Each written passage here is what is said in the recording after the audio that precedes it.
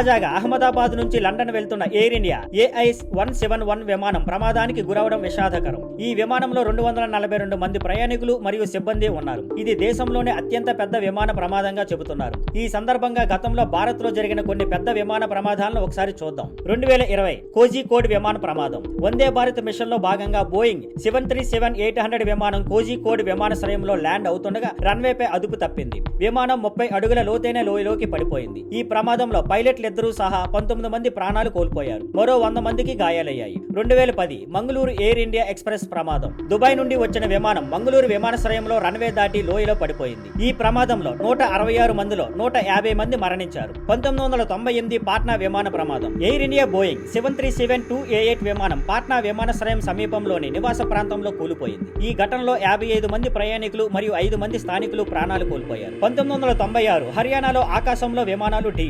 Saudi Arabia airlines మరియు Kazakhstan airlines విమానాలు ఒకదానితో ఒకటి గగనతలంలో ఢీకొన్నాయి. ఈ ఘోర ఘటనలో 340 మందికి పైగా మరణించారు. 1993 ఔరంగాబాద్ విమాన ప్రమాదం. ఇండియన్ ఎయిర్లైన్స్ విమానం టేకాఫ్ అవుతుండగా రన్వేపై ఉన్న ట్రక్కును ఢీకొని అగ్నికి ఆహుతైంది. ఈ ఘటనలో 18 మంది మరణించారు. 1990 బెంగళూరు విమాన ప్రమాదం. ఈ ఘోర ప్రమాదంలో 146 మంది ప్రయాణికులు మరియు 92 మంది సిబ్బంది మృతి చెందారు. ఈ ప్రమాదాలన్నీ భారతదేశం విమాన చరిత్రలో దురదృష్టకర ఘటనలుగా నిలిచిపోయాయి.